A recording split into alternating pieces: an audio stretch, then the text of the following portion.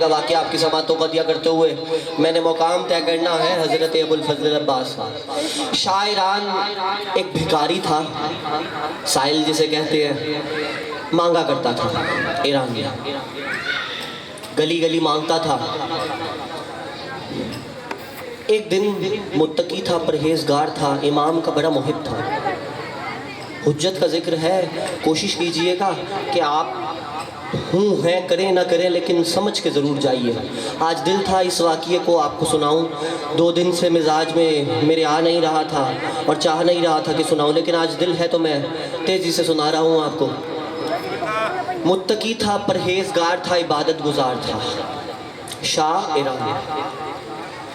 एक दिन ऐसे ही गली से गुजर रहा था। सामने से उसने देखा कि बहुत हसीन चेहरा खातून का कोई आ रहा था। इतना मुत्तकी था लेकिन उससे रहा नहीं गया।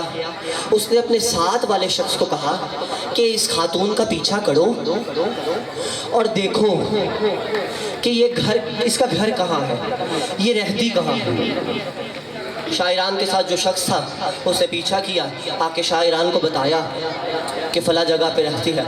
अब शाह ईरान अगले दिन उस फर्द के साथ उस मुकाम पे पहुँचे, दरवाजे पे दस्तक दी। उस खातून के वालिदा का जी का मैं शाह ईरान का, तुझे पूरा ईरान जानता है, तारुफ की ज़रूरत नहीं। का अच्छा, का अंदर आने की इजाज़त है? कहो। अंदर आया, बैठा। कहा कि मैं आपकी बेटी का रिश्ता मांगने आया हूँ। करता क्या है? साइल है, बेकारी है, लेकिन इमाम से मवद्दत है। मांगता है लेकिन इमाम से मवद्दत है। परहेजगार है लेकिन इमाम से मवद्दत है।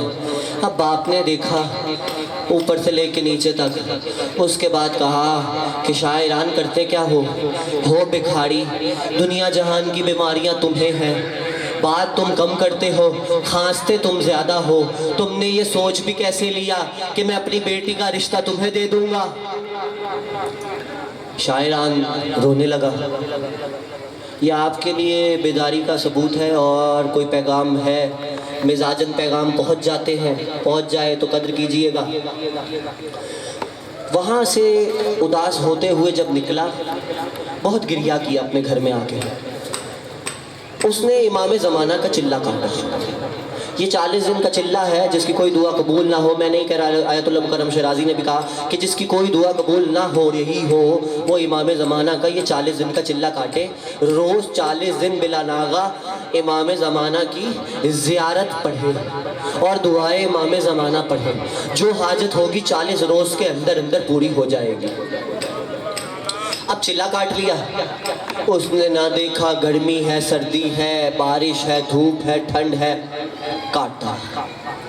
रोज जाता मस्जिद जमकरा और चिल्ला काटता। 39 डेज गुजर गए। 39 डेज गुजर गए, इमाम से मुलाकात नहीं हुई। चाहता था, चिल्ला क्या है, इमाम से कोई भी परेशानी हो और इमाम से मुलाकात का मुजरब अमल है। कोई भी परेशानी हो और इमाम से मुलाकात का मुजरब अमल है। 40 दिन का चिल्ला था, 39 डेज गुजर गए, कोई मुलाकात नहीं। 40वां रोज था, बारिश की शिद्दत तेज थी। अब इंसान है, बशर है, दिल में ख्याल आया कि पता नहीं इतने रोज से इमाम मुलाकात तो हुई कोई नहीं, आए नहीं, तो आज आखिरी दिन है। जहाँ इतने रोज़ नहीं आए तो वहाँ आज क्या आएंगे। इंसान है, बशर है, ख्याल तो आता है। लेकिन उसने कहा नहीं, लेकिन मैं जाऊँगा। अभी ये कर रहा था, शिद्दत थी, उसे ठंड लग रही थी, बारिश बहुत थी। उसने कहवा बनाना शुरू किया। अभी कहवा बना रहा था, जागिएगा हुसैन का वास्ता दे रहा हूँ। उसने कहवा बनाना शुरू किया। जो ही कहवा बना, अभी उसने उसे प्याले में डाला नहीं था कि किसी ने पुश्त पे शफकत वाला हाथ रखा, पुश्त पे शफकत वाला हाथ रखा और कहा, शाह ईरान क्या हुआ, परेशान लगते हो। अब चेहरा जो देखा पहले कभी था ही नहीं। परेशान शख्स पहले दिन भी गुफ्तगू की अनवान है तौहीद और हुसैन। पहले दिन भी गुफ्तगू की जो परेशान होता है अपनी परेशानी दूसरे से, बेसाख्ता जान हो पहचान हो ना हो, लेकिन कर लेता है दिल की किल्लत को कम करने के लिए, दर्द दिल को कम करने के लिए। वो और थे जिन्होंने अली की विलायत का दर्द दूसरों को सुनाने के लिए कम करना चाहा, लेकिन क्या कहने इनके, इन्होंने दर्द दिल को मजीद बढ़ाया। जुमला आया था इसलिए पहुंचा दिया। शफकत वाला हाथ रखा और कहा शायरान परेशान हो, पहचानते नहीं है शायरान कौन है। ये अदब है ईरान का, जिन्होंने ज़ियारतें की हुई हैं वो इस चीज़ को जानते हैं, इस अदब को, इस तहजीब को जानते हैं। जिन्होंने नहीं की शहज़ादी कौनैन, उन्हें जल्द अपने शहज़ादों की ज़ियारतें नसीब फरमाए। ये अदब और तहजीब है ईरान की कि जब कोई आपके घर में आ जाए, आपके दस्तरखान पे या आपके पास, आपके हाथ में भी जो है खाने के लिए, आप पहले उसे पेश कर दें। अब शायरान के पास था क्या? कहवा। फ़कीर जो है उसने दर्द दिल बताते बताते कहवा पेश किया। सारी बीमारियां शायरान को है बेकारी, कर चुका है मोहब्बत, शरीफिक इजाजत देती है जिसकी, शर में आपकी शराब में मना है नहीं। कहवा पेश किया, लबों से लगाया शख्स ने, पिया नहीं सिर्फ लबों से लगाया और कहा शायरान मैंने पी लिया, अब तुम पी लो। गुफ्तगू होती रही। शायरान को सर्दी की शिद्दत ज़्यादा लग रही थी, बिना पूछे दोबारा कहवा को पिया। अभी गुफ्तगू हो ही रही थी कि फ़र्द ने कहा शायरान क्या तुम मेरे साथ चलोगे? कहाँ? का मस्जिद जमकरान तक जाना है, मैंने अपनी दादी की 2 रकत शुक्राने की नमाज पढ़नी है। अपनी दादी की 2 रकत शुक्राने की नमाज पढ़नी है। शायरान ने भी तवज्जो नहीं की, कहा चलो मैंने भी वही जाना है। 40वां रोज था चिल्ले का, कहाँ बैठे हैं नहीं समझ आ रही। 40वां रोज था चिल्ले का, कहा अपनी दादी की 2 रकत वाजिब नमाज पढ़नी है, आओ मेरे साथ मस्जिद जमकरान तक चलोगे? कहा चलो। सफर तय किया, पहुंच गए मस्जिद जमकरान, नमाज अदा कर रहे थे। अभी दूसरी रकत का पहला सजदा था। शायरान के दिमाग में अचानक ख्याल आया, क्या ये वही फर्द तो नहीं जिसका मैं 40 रोज से इंतजार कर रहा हूँ? फौरन ऐसे ही ख्याल आया, सजदे से सर को उठाया तो देखा वो शख्स दामन की अबा को थामे हुए वापस जा रहा था। शायरान ने सब कुछ छोड़ा, उस शख्स की तरफ दौड़ा, तौहीद और हुसैन पढ़ रहा हूँ भाई, अशरा तमाम करने जा रहा हूँ। दौड़ते हुए उस शख्स के दामन को पकड़ा, अबा के दामन को पकड़ के कहा आपने मुझे अपना तारुफ नहीं कराया। कहा शायरान मैं वही तो हूँ जिसका तू 40 रोज से इंतजार कर रहा है। कहा शायरान उसी की ज़ियारत कर रहा है तू। आका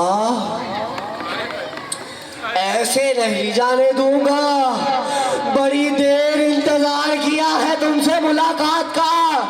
का शायरान जिस तरह तुम इंतजार कर रहे हो और जिस तरह तुमने मुझसे मिलने का वादा किया है, इस तरह बड़े मोमिनीन इंतजार में है। मुझे जाने दो, मैंने सबके पास जाना है। शायरान तुम्हारा काम हो गया, मुलाकात भी हो गई। ये कह के नूरी मलबूस इमाम दूसरे मोमिन से मुलाकात के लिए चले गए। शायरान अब भाई मेरे जैसे गुनाहगार बशर को अगर इमाम की ज़ियारत हो, मैं तो चाहूँगा दुनिया को बताऊँ। यही शायरान की ख्वाहिश भी थी कि दुनिया को बताऊं कि मैंने इमाम को देखा, जो दुनिया मुझे भिखारी और बीमारियों के ताने देती है। लेकिन क्योंकि था साहिल, भिखारी था, बेचारे ने दिल में हसरत रखी कि कौन यकीन करेगा मेरी बात पे। मायूस होता हुआ घर आया, जब बैठा तो देखा कि गुफ्तगू करते हुए खांसी नहीं हो रही, बैठने में थकाव था, उठने में थकाव था, आज कुछ भी नहीं हो रहा। बड़ा परेशान हुआ, पता नहीं क्या बात है। अभी खुद साख्ता गुफ्तगू कर ही रहा था कि अचानक दरवाजे पे शायरान के दस्तक हुई। आज इसी लहजे से किसी दहन में, किसी लबो लहजे में सफ़र करेंगे। पैगाम है, जागिएगा। दरवाजे पे दस्तक हुई, जैसे ही दस्तक हुई शायरान ने उठ के दरवाज़ा खोला। गोडों का दर्द नहीं महसूस हो रहा आज कोई खांसी नहीं हो रही, कोई बीमारी महसूस नहीं हो रही, फुर्तीली महसूस कर रहा है। क्यों ना करे अली के जिक्र में, जब इतनी पावर है तो वो तो हुज्जत से मिल के आया था। कहाँ होनी थी बीमारी। जैसे ही दरवाज़ा खोला, उसी खातून का वारिद था। दरवाजे पे शायरान ने देखा, कहा शायरान आने की इजाज़त, अंदर बैठने का नहीं कहोगे? कहो मेरे घर जहे नसीब जहे मुकद्दर। बैठे, आखिरी जुमले हैं ये इस वाक़े के, जिसलिए मैंने ये वाक़या आप तक पहुंचाया है। जैसे ही बैठे, का शायरान मामला तेरा और मेरा था, तूने मेरी शिकायत इमाम से कर दी। शायरान हाथ जोड़ के मिन्नत कर रहा हूँ, आज के बाद मेरी शिकायत इमाम से ना करना। और शायरान मेरी बेटी तेरे लिए ही है, ये है इमाम। इसीलिए कहते हैं पुकारो आएंगे। अभी किबला ने पढ़ा कि बड़ी सबीलों पे मसाइल हो रहे हैं और बड़ी सबीलों को गिराया जा रहा है। खुदा सलामत रखे इस धार के शिया सुन्नी मोमिन गयूर मोमिनीन को और इनकी मोहब्बतों को सलामत रखे। देखिए, मैं तेज़ी के साथ एक जुमला कहता जा रहा हूँ। गवर्नर सिंध ने बड़ा खूबसूरत जुमला कहा। जब उनसे किसी ने पूछा, कल की ताज़ा गुफ्तगू है, मरहला आ गया, ज़ुबान आ गई और यहाँ के हालात भी हैं, तो मैं आपको दे रहा हूँ। पहले तो ये याद रखिएगा, कोई मजलिस छोटी बड़ी नहीं होती। ज़िक्र हुसैन सबसे बड़ा है। वक्त जितना भी हो, लफ्ज़े हुसैन कहो, हो गया जिक्र। मैं आज आप मोमिनीन को एक और पैगाम देता चलूँ।